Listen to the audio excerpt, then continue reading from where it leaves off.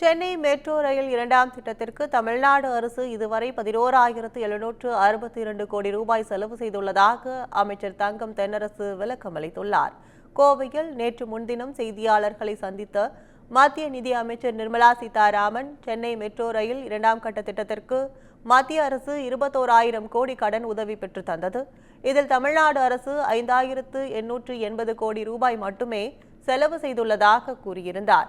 இதற்கு மறுப்பு தெரிவித்து தமிழக நிதி அமைச்சர் தங்கம் தென்னரசு அறிக்கை ஒன்றை வெளியிட்டுள்ளார்.